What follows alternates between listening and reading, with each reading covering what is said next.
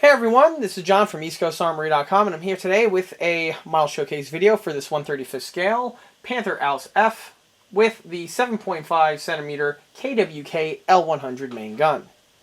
Unlike many of the other smaller scale builds which are listed on the ECA channel, in which those builds are built for private commission and belong to a private collector, the model that you see here is built for my own personal collection and is not for sale and or purchase. However, like I often mention in these videos, I often take on commission build projects from models ranging from 1/35 scale all the way up to 1/6 scale. As for availability and pricing information, that information would be best by contacting me through the email address listed below, which is info@EastCoastArmory.com. Now this model here is built mostly out of the box, and we'll be going all of the features as well as the in-box review of this kit in this video.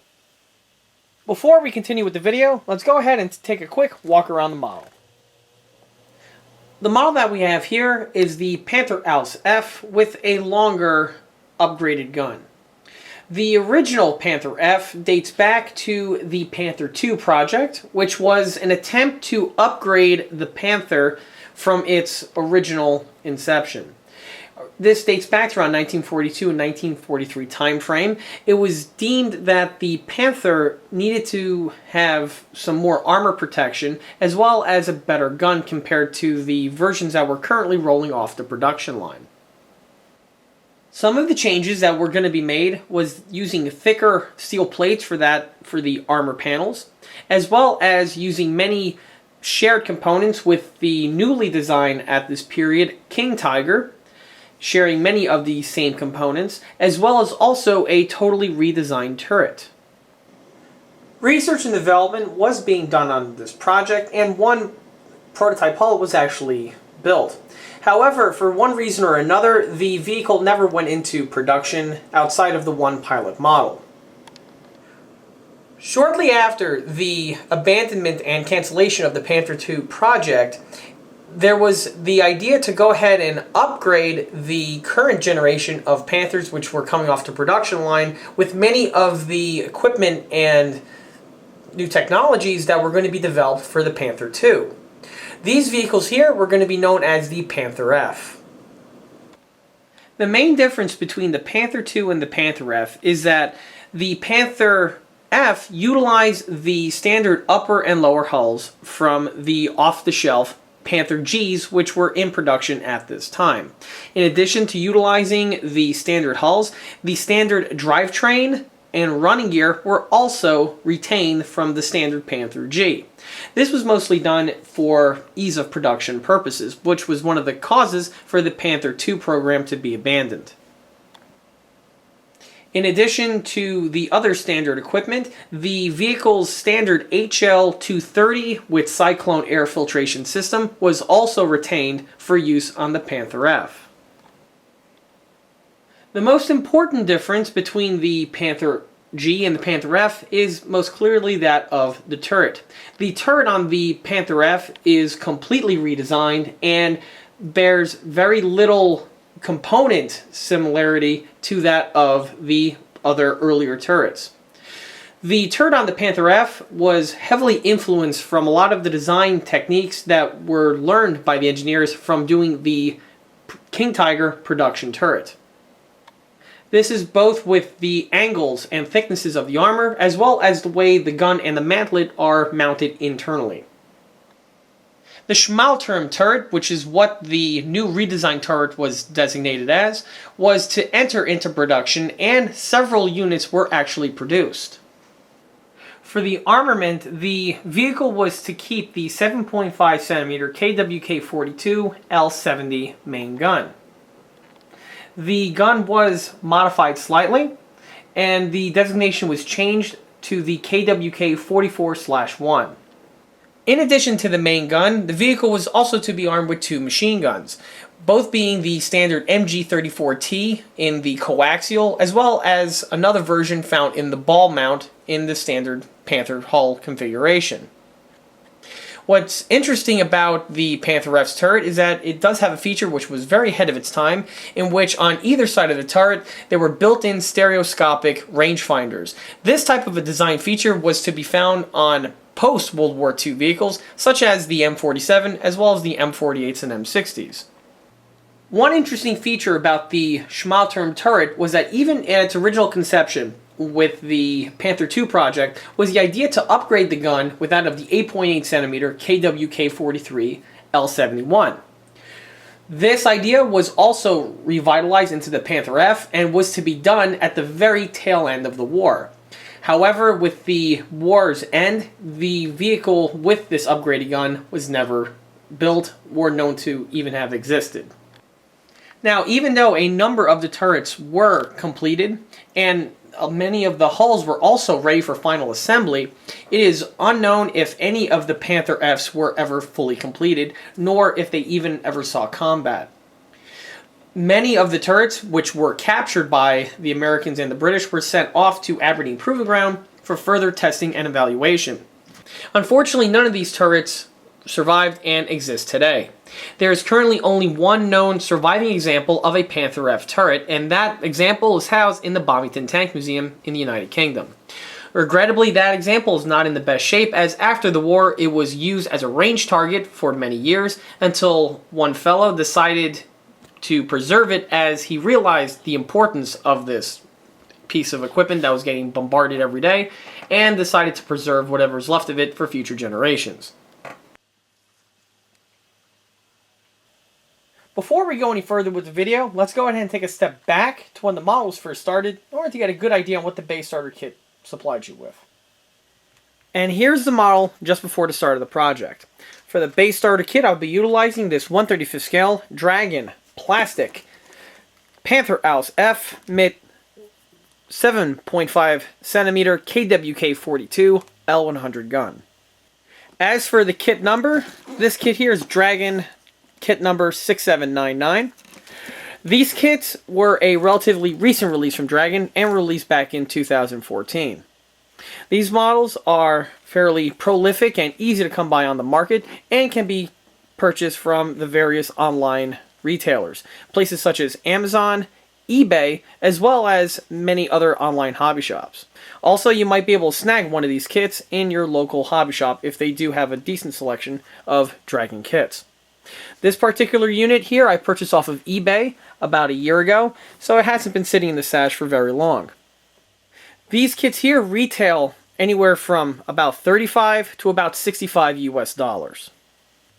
Now, as for the actual kit itself, this Panther F with the kwk42 L100, this type of configuration here is that of a paper Panzer. This vehicle was never actually built by the Germans during the war. As far as my resources have determined is that not only was this vehicle never actually made, but I'm not even sure if there are ever any plans to even mount this gun into this vehicle. From doing some further digging and seeing what was mentioned on the scuttlebutt about this kit, what seems to be the case is that when this kit was released back in 2014, around the same exact time, this exact same vehicle with this configuration was released in one of the very popular online tank video games. Dragon went ahead and tooled up and released this kit here in order to capitalize on the release of that tank in the game. Now, to create this kit here, Dragon went ahead and modified slightly one of their other recent releases at around the same time, that being of a traditional pattern Panther F. They simply took their Panther F kit and went ahead and added the extra components for that of adding of the longer L100 main gun. Now, it's also interesting to point out that this is actually probably the third incarnation of a Panther F which has been made by Dragon.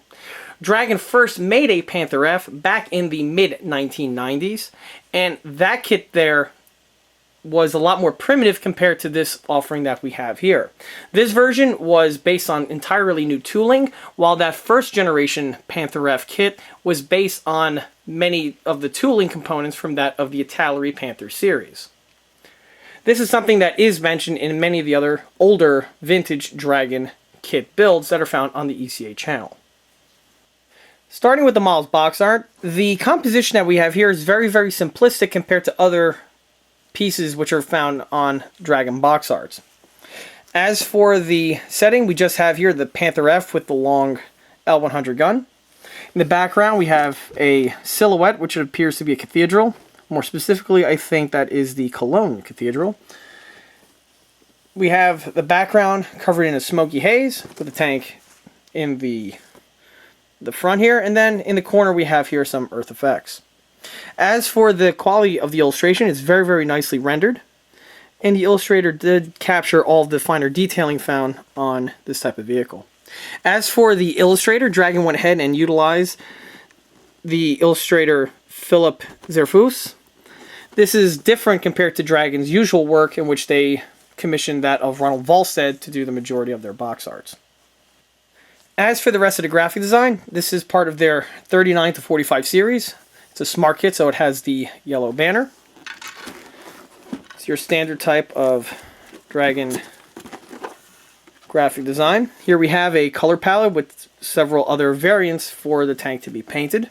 Now, of course, being a paper Panzer, this does open up a wide range of artistic licensing which can be applied to this vehicle. And on the other side here, we have some CAD drawings of the kit, which shows some of the features. Being a relatively recent release from Dragon, on the back portion of the box, we have other CAD drawings with other features that this kit does utilize. As you can see, this kit is not only a plastic model kit, but also features several components which are being made from photo etch, as well as the one-piece vinyl tracks, which I'll get into once I crack open the box.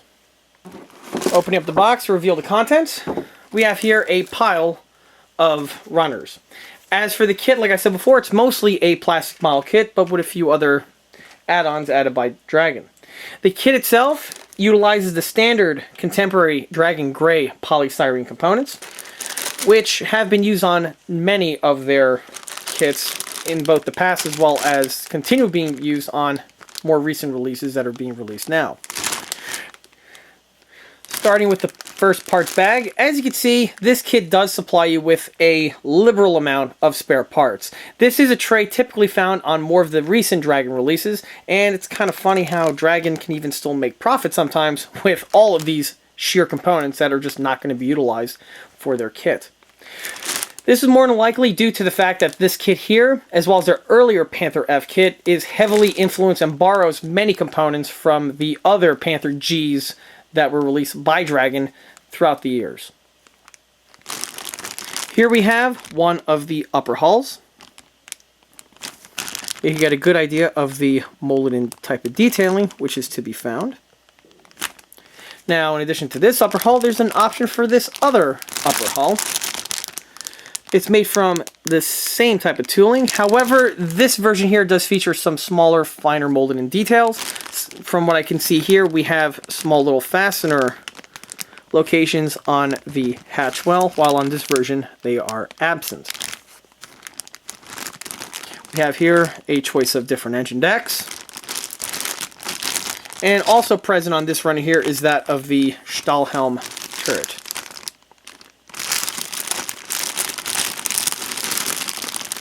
Turret itself is nicely rendered. We do have some nice molded in weld beads, which are present on the moldings. The turret itself does not appear to have any turret locks whatsoever, and just has a very long neck, which mounts into the turret ring, which as you can see was also detailed by Dragon.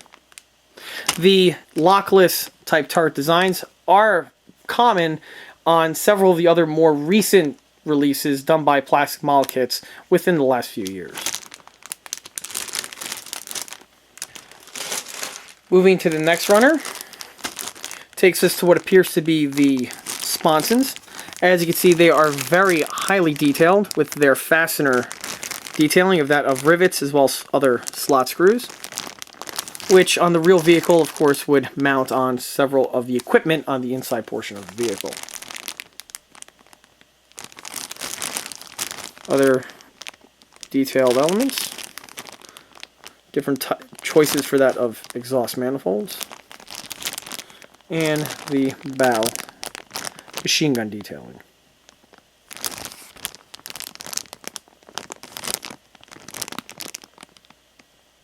Going down further in the box takes us to the road wheels. As you can see, they are the rubber-rimmed type of road wheel, which is found on the Panther. The detailing on them is very nice for the medium. As for the suspension, this model does feature a working torsion bar suspension. Now, I have seen this before on another build, namely that of the Dragon initial production Tiger 1, and on that build, I went ahead and stated that the working suspension was a bit of a gimmicky failure and doesn't really have a whole lot of practicality on 1/35 scale. On this build here, I'll see what I can do, but from judging from the tracks, I'm kind of seeing a deja vu type situation from the Tiger build, so I don't really think that this working suspension is something that's going to be translated onto my build. But we'll see shortly after the filming of this unboxing video. Going down further takes us to some more of the running gear. We have here the sprockets. Again, just like any other contemporary kit, the detailing is what you would commonly expect. We have here a steel wheel option. And overall, the quality seems to be very nicely done by Dragon. And I wasn't kidding when I said you're going to be having a lot of spare parts when this kit is finally built. Another runner is that of the grille work.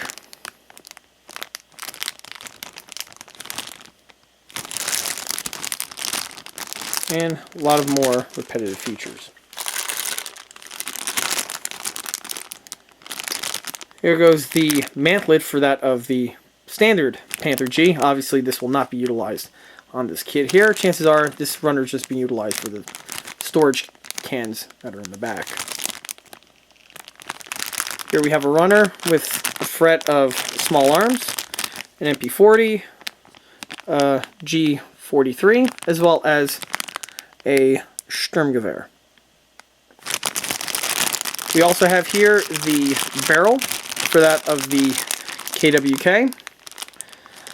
It's a one-piece molding, so there's no seam line to having to contend with that of a two-piece type affair. And these type of barrels here are basically kind of standard on the more recent Dragon releases, and I've had some good success with them in the past. Moving on to the lower hull. Has all the internal fittings for that of the torsion bar detailing. Here we have the axis panels on the bottom. As you can see, everything is a very good quality for this kit so far. Getting down to the bottom of the box takes us to the tracks. Now for the tracks, this kit here does utilize that of the single piece vinyl Dragon styrene type tracks.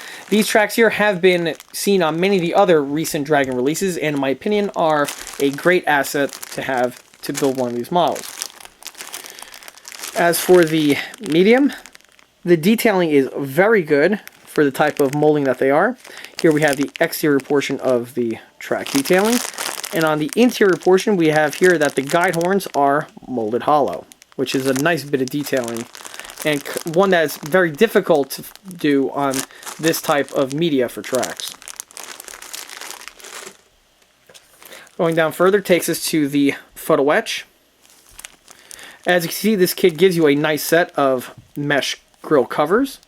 This is a nice asset, as typically in the past these pieces here would not be supplied with the kits and would have to be acquired from an aftermarket source. With this kit here, this is something that is not necessarily required by the builder. Basic set of decals, just some crosses. And towards the very bottom of the box takes us to some more metal bits. You have here a pre-bent brass photo etch rain guard for that of the mantlet and the rotor, and two sets of cables, which are real metal cables. And the type of cabling that Dragon has used on their builds in the past is nicely done in that it's very flexible and does not overpower that of the little plastic and sometimes photo etch brass little lock clamps that hold everything together. More information on this is to follow later on. Heading down to the instructions, here we have the instructions. The areas marked out in blue are, of course, pieces that are not going to be utilized on this build. As for the instruction quality themselves, it appears to be that of your standard Dragon. And of course, if there's any type of hiccups or bugs found in the instructions, as they are seen from time to time, of course I will mention them as the video progresses. But so far, this build seems to be one that will be very enjoyable. Now, it also looks like that this build here will have a lot of options and configurations in order to build this tank, and knowing from the other Dragon kits similar to this in the past that I've done, you do have to pay some very good attention to the instructions, as it's very easily mixed and you might accidentally drill holes that you might not necessarily need. So that's definitely a quick tip for anyone who's building one of these type of kits. Starting with the model's running gear, the running gear that you see here is all stock from the kit. Now, the stock running gear is very nicely done. It also allows you some options that are supplied with the kit that you can intermix between the parts that you see here. First, with the road wheels, you can see that the road wheels are the rubber-rimmed units. This is as per the instructions and the vehicle on the Boxer, which was the one I really wanted to emulate. The kit also supplies you with a number of steel wheels, which I believe you can swap out some of the external wheels in order to have that intermixed look, which of course was common with German tanks of this period. In addition to one or two of the steel wheels that are found on the spare parts runners, there's also several options of the idlers. The idlers that you see here are the later pattern of Panther G style idler. However, the Panther A ones are also found in the kit. These can be switched between the two units, as these vehicles did have parts switchable like this, specifically in field. And this also being a paper Panzer does allow you a little bit of freedom to intermix these parts. The Panther was one of the only German tanks to actually feature a small little trailing idler, which was integrally casted into the final drive. Now, when the Panther was first designed and first entered production, this was facilitated by an actual little small wheel. As the war went on, the idler design was changed, and rather than being a small little wheel, it was replaced with that of a skid. You can't see it on this model here with this lighting. However, rather than going with the wheel approach, I went with the little skid. This is also a nice feature that is supplied with this version of the kit from Dragon. Now, in addition to that, there's also several different types of swing arms that are supplied with the model. They differ in, I believe, the type of pattern that they are. You have the round type and also the flat square type. The kit, I just followed the instructions in order to build the model as you see here, and the kit does intermix between the two for this particular model. As for the reason for this, I can't really say. However, if you are savvy enough in Panthers, you can more than likely custom tune the suspension to whichever one works best for you. Again, for my purposes here, I just went with the stock kit offering.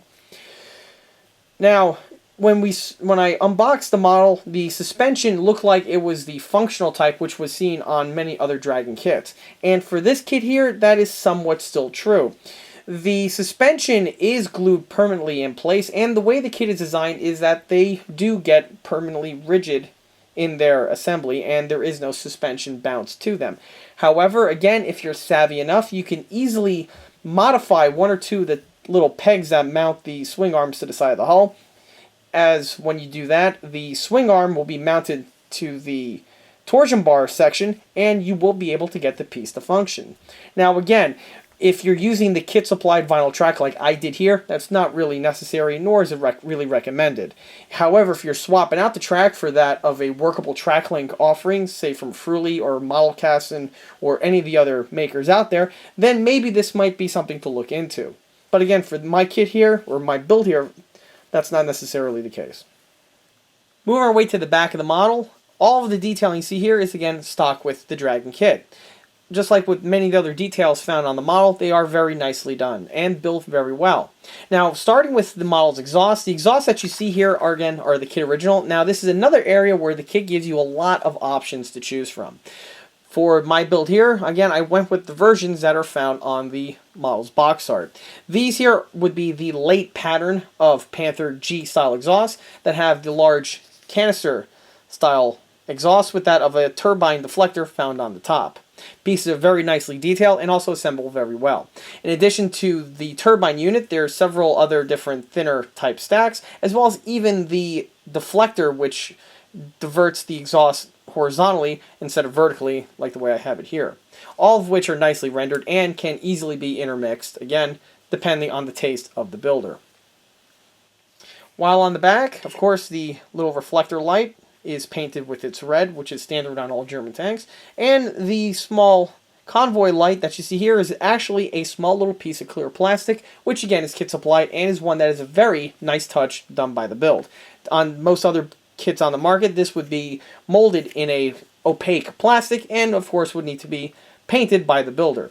On the Dragon kit here, they went and gave you a little bit of an extra edge by giving you a separate piece of clear plastic. Moving our way to the front of the model, first takes us to the U-hooks.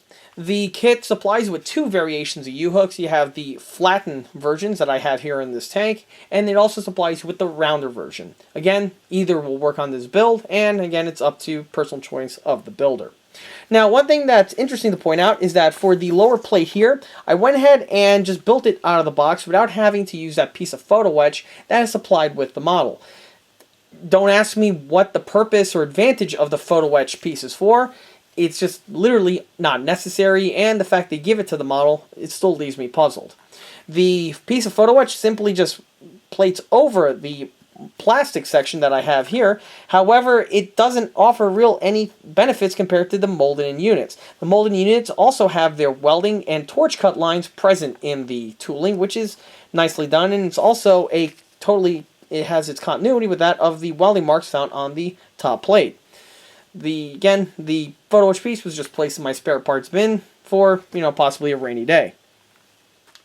Moving our way up to the bow machine gun. The bow machine gun that you see here is another portion of this kit where the builder has some options available to him. First of all, the bow machine gun can pivot, which is a feature found on many 1/35 scale kits, and it's definitely a nice feature to have on this model here. Now, if you look at the barrel, you're going to say to yourself, John, you didn't paint the end of the barrel, or John, that MG34T looks really, really weird.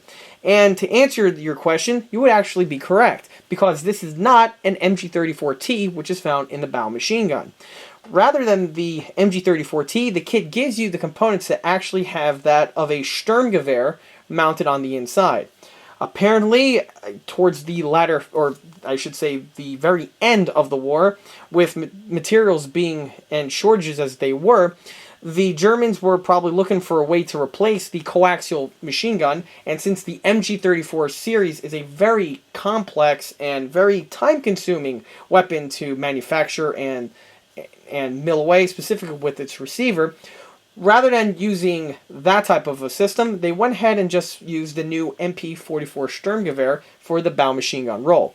Now, how viable would this be, specifically by having a 30-round detachable box magazine as opposed to a belt-fed weapon, is to be debated. However, the kit does supply you with options to have the two. For this model here, I wanted to be a little bit different compared to the other Panthers in my collection, so I went with the Sturmgewehr route. Now, the model does supply with a very nicely rendered MP44 Sturmgewehr. However, I did not install it in this model here, as since this model is displayed all buttoned up, the point of having the machine gun on the interior and going through all that extra labor and painting it and getting it fitted was definitely not going to be appreciated nor needed. However, the barrel end section is mounted on the tank. Now, again, you're going to scratch your head but that still doesn't look like the barrel end of a Sturmgewehr. And again, you're correct. The Sturmgewehr barrel actually connects to the inside ball portion, in which there is a special clamp which clamps over the front sight base, which is found on the MP44. The tube that you see here is literally nothing more than an extension tube that would connect to the MP44's gun barrel. The pieces are all nicely rendered and come pre-drilled by Dragon, which is definitely something that you don't have to worry about when building the model yourself. Now, directly next to the machine gun ball, we have here a small little cover with that of a chain.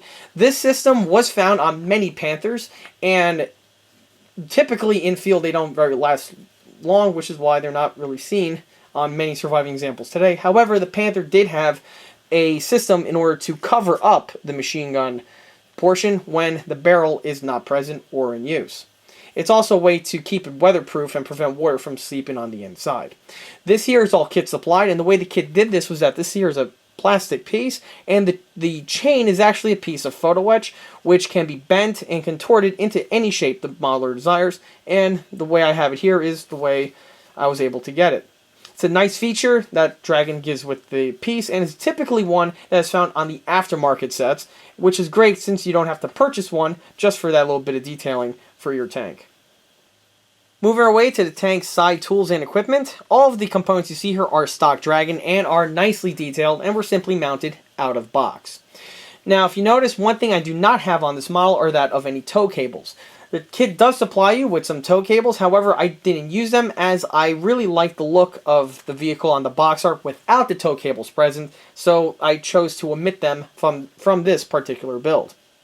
The only difference that my build has compared to the box art is that of the spare track links, which are mounted on the back, for the simple reason I like the way the spare track links look on the Panther, so I simply installed them to my build.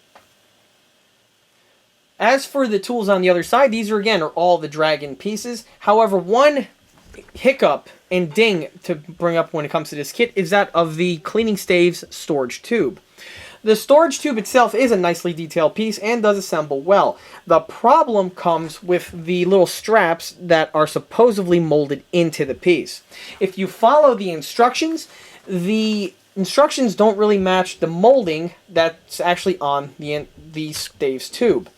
Because of this, you will have some weird gaps found in the straps which don't line up properly and are actually quite an eyesore. My build here, what I went ahead and did was I cut thin little pieces of aluminum and added them directly over the kit supplied or the kit molded in sections on the stave tube. By doing this, this covers up the mishap found on the kit's tooling and, in my opinion, greatly helps the kit. The rest of the model's equipment, namely that of the step angle iron as well as the crowbar, which is found on the top, are kit supplied and were just simply mounted to the new straps that I made on the piece. The rest of the pieces, like I said before, are stock, including that of the spare tracks.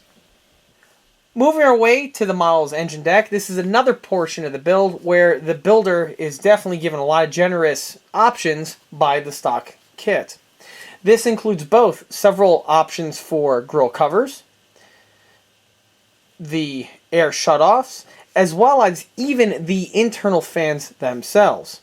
Now, the model does have the internal fan and ductwork detailing, which was, of course, built during the build's progress. You could see it in thumbnail portion below. Now, when it comes to the fans, you have the option to have it open, like I have it here, or fully closed off with all of the little triangular pieces which are added in the closed off state. For my model here, I went ahead and left it with the open type position. Now, what's also cool is that you have different versions of the shutoffs for that of the square air intakes. Now, on this model here, this shutoffs are the plastic ones which were supplied with the model, but the kit also supplies you with a very nice set of photo etch for the same purpose. I went with the plastic ones for the simple reason that the plastic ones were a little bit more robust and were much easier to install compared to the photo etch options. However, if the builder feels so inclined, you could easily use the photo etch ones in its place. In addition to the shutoffs, the kit also comes with the actual photo etch mesh for the grille covers themselves. In the past, these were always had to be something that had to been acquired aftermarket from any one of the photo etch companies. That is not the case with this kit here. This would also include the small little intake, which is actually found in this section here of the engine deck. Of course, unfortunately, not very visible in the scene, but there is photo etch in that section as well. As for the locations for the cutoffs, again, this is where the builder, it's up to his personal choice, and the one you see here is again as per the box art which is found on the kit's box. As for the antenna and the antenna base, this is again kit supplied, and the kit does supply you with a very nice antenna base. It's pre-drilled and is ready for the simple drop-in of a wire. I just used a piece of floor wire for that of the antenna, which is something I typically do on all of my German tank builds. And of course, for painting, the antenna base itself is rubber, and the antenna is a black coloring. And in the center here, where the two pieces are joined, the piece is painted with a little bit of gold, which gives you the illusion of the brass connector, which is found on the real German tanks. For 1/35 scale, a simple swipe of brass paint is more than enough to do the job. Moving our way to the bow hatch area, this is another section in which the kit gives you some more options. If we recall from the unboxing portion, the kit supplies you with two complete upper hull moldings. At the time of the unboxing, I was unsure to why this was the case, as the two pieces look basically identical. The difference between the two has to do with that of the way the bow hatches actually open.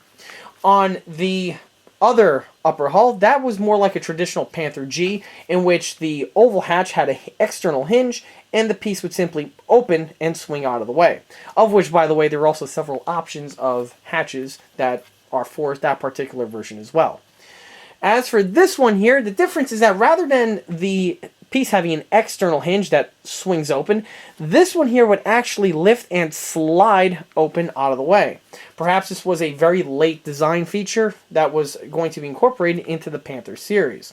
However, it is present on this kit. Now, it is theoretically possible to make the pieces function. However, unfortunately, I wasn't able to do it on this model here, as like many of the other functional type features found on these smaller scale Dragon kits, they tend to be very frail in actual construction and with the type of plastic used. So if you have this kit and decide to make it functional and actually pull it off, congratulations to you on that. Now, the difference is also with that of these two details over here. With the version that has the hatch open with the hinge, there's a small little rubber bump stop that are found in these two sections here. On this variation, there are just two little pieces of angle which would be welded on the real tank, and this just acts as a track and as a guide, so when the hatch opens, it slides directly in place. For these two details here, this is supplied with the kit via photo etch, and that is also a nice feature. Moving from the hatches takes us to the bow periscopes. Now, the bow periscopes are made from clear plastic, and again are a nice touch, and is one generally found on the newer release of Dragon kits. You also have several options when it comes to the brush guard with that of the front. With this one here, I have the one with the scoop that is integrally found on. Again, this is all personal choice. When it comes to the travel lock is also fully functional in that it does open and close. It's a nice feature. And you also have the option to having the chain in the open state like I have, or in the closed state if you want to model the vehicle with the gun in its travel lock mode. Moving up to the tank's turret, the turret is very plain and straightforward, and the kit assembles very nice with not a whole lot of headaches really to talk about. The integral molded in detailing is very nicely done. When it comes, the only area to watch out for is that of the small little hooks which are found on the side portion of the turret. These are separately molded, of course, and you have to clip them off and mount them on. This is a section where you have to really take your time with, and you don't want to rush or really breathe for that matter, as these pieces have a bad habit on flying off on you during the extraction, cleaning, and mounting phase. Not to mention the rogue chance that a thumb might grab the turret and forget those things are there and you might break them. I kind of learned from personal experience over the years on that one. The same type of caution needs to also be exhibited with that of the rear engine deck. These Panthers and King Tigers, for that matter, have a lot of little details back here which are very, very easily broken and destroyed if care isn't exhibited on these pieces as well. Moving our way to the tank's commander's cupola, the cupola you see here is the stock unit, and what's a nice feature is that the periscopes that are found on the inside are actually made from the same clear plastic that is found on the other periscopes. Now, one nice feature for the cupola periscopes is that with the way the kit is designed, you can build, paint, and weather the model without having the periscopes needed to be installed. And they can be installed at the very tail end of the build once all the rest of the paint work is out of the way. This makes building and painting a lot easy, as you don't have to worry about masking these pieces and touching up these pieces during the painting phase of the build. Another noteworthy thing to mention about the turret is that the way it mounts to the body. Now, unlike most other 1/35 scale tanks in which there are locks that lock the turret to the body, this turret here does not have that and is just held on with that of friction. Now, generally, I am not necessarily a fan of this pattern or this design of turret mounting system, as I preferred a lock system in place. However, on this model here, I kept it, as unlike what I've seen on other builds in which the lock system is very, very loose and doesn't necessarily hold on the turret very well, on this model here, the friction between the two pieces tends to be a lot better, and the neck is also longer and the turret won't pop off as easily. With the piece popped off, I can show another feature that I built into this particular build, which is that of the functional escape hatch. This was simply built out of the box. Now, there is no interior detailing, so the piece I just made function as literally, why not? It was probably easier to make it work than to glue it in its static state. Now, when it comes to the front, one particular detail I always found interesting about the Panther 2 and the Panther F turrets are that of the two blisters that we have here on the sides. These are very similar, if not probably identical in purpose, as the equipment which is found on post-war American tanks such as the M47 as well as the M48 and the M60 series. One little tip when building these is a little swipe of gloss black paint in the two little dots gives you that of the lenses which would be found on these pieces on the real tanks. Moving our way to the front takes us to the shield that we have here. This is a nice little piece of photo etch which is pre-bent and also pre-riveted by Dragon. The piece mounts on in a very easy manner and is a nice piece that is supplied with the kit. Of course, the biggest thing that separates this from your standard Panther F is that of its very long kwk L100 gun barrel. The gun barrel is purely stock and was mounted as is with no mods necessary. It was made from a single piece of plastic tooling. There's no halves to glue together, which means there's not a whole lot of seam work to contend with. Possibly a mold line, if that needs to be addressed. Other than that, the piece was very problem-free. The muzzle brake is also nicely rendered from the kit's tooling and assembles, again, easily and gives you a very nice appearance once fully assembled. Moving our way to the paint and the markings, the model that you see here is obviously very heavily inspired by the box art that the model came with. However, being a paper panzer, you are offered quite a bit of artistic licensing to paint the model basically any which way you want. Now, as for this particular paint scheme, this is that of a splinter pattern, and these patterns were common by the Germans towards the latter half and basically to the end of the war time frame. As for the actual way the pattern is painted with the colors that are used in this particular manner, there was several Panther Gs painted with a camouflage pattern very similar, if not identical to this, in the 1944 and 1945 time frame. What's unique about these patterns is that when you look at the vehicle from the side, you have your camouflage. However, when you look at it from the top, the model is all green. These patterns were always very interesting, and on this model here, definitely goes with the theme that this vehicle has. As for the markings, again, being a paper panzer or end-of-war type vehicle, you're not going to have a whole lot of markings to be found in regards to divisions and as well as even numbers. What the kit does supply you with, though, is a basic set of German crosses, which on a Panther, 2 of which go in the front, 1 on either side, and the third one I threw on one of the rear bins. Now, as for the decals themselves, they are again water slide decals and are very high quality and went on and lacquered on without any sort of issues. Overall, I'm very happy the way the model turned out. The built out of the box very well. There are a few certain areas to watch out for, but other than that, this build does build into a very nice representation of the Panther F, which is what one would assume, specifically since this is a more recent tooling type offering from Dragon. Because of the many smaller, finely molded parts, I cannot really recommend this model to a beginner. However, this model is definitely something that can be built by an intermediate to an advanced range.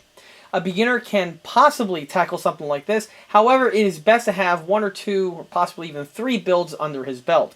Since the tracks are one-piece, single-piece vinyl molded, this does make the model a lot easier to assemble compared to some of the older Dragon offerings that had the link and length pattern of static track. I recommend this kit for anyone who's a fan of German World War II armor, specifically fans of the Panther series. Of course, this being a paper Panzer, this model here will definitely be of use to anyone who is a fan or has a collection of these crypto paper Panzer type vehicles. And with that, that wraps up this model showcase video for this 1/35th scale Panther F with the L100 main gun. If you like this video, stop by and like us on Facebook, where there are more photographs of this particular build that have been posted, as well as many of the other smaller scale and even larger scale builds that have been posted on the channel in the past. In addition to that, don't forget to swing by eastcoastarmory.com for more 1/6 and 1/16 scale builds and detail components. Thanks for watching.